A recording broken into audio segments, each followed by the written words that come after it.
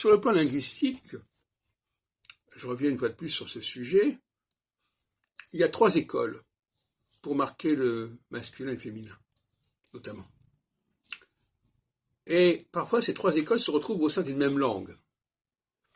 Alors, certains voudront dire, ben oui, mais c'est normal, je sais pas quoi. Non, c'est pas normal. Et le structuralisme, justement, le grand problème du structuralisme, le grand souci structuralisme, c'est qu'il est syncrétique. Il valide le syncrétisme. Il considère que ce qui est advenu est cohérent. Il essaye de prouver de la cohérence, de trouver de la cohérence partout. Et c'est la grande faiblesse du structuralisme de Lévi-Strauss. Alors, je répète que dans le domaine des marqueurs, effectivement, il y a 3 écoles.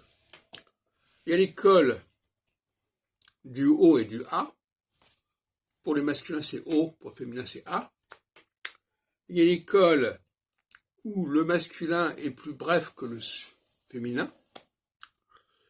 Et puis une 3e école qui est, il y a une diphtongaison, il y a une combinaison de lettres au masculin qui disparaît au féminin. Bon. Alors, quand on a ces 3 écoles qui se combinent, on est bel et bien dans le syncrétisme, on est bien d'accord là-dessus. Et la question est de savoir, à partir de ce modèle que je propose, d'appréhender les différentes langues et de voir comment ce syncrétisme existe ou pas, d'ailleurs. Par exemple, en hébreu, la diphtongaison, est-ce qu'elle existe?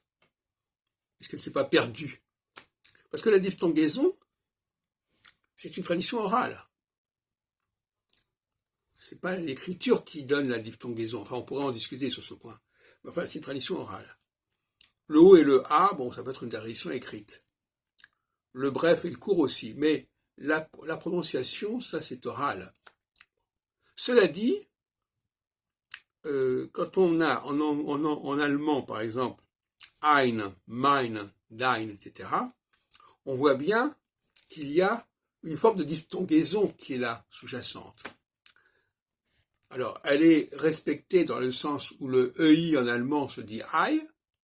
Effectivement, c'est une forme de diphtongaison. C'est pas la même diphtongaison que le français où le EI se prononce, où le EIN se prononce un. Alors, un, le bain, etc. Mais c'est comme une diphtongaison. Et en anglais, la diphtongaison, elle est inexistante, si ce n'est que dans certains cas, on imite la prononciation française. C'est-à-dire que, mais la prononciation, par exemple, I don't, I can't, I could, etc. Parce que pour moi, le mot diphtongaison a un sens très large. C'est la combinatoire de 2 lettres. Ça peut être aussi bien le N que le I, que le U, etc. Enfin, j'y reviendrai. Hein.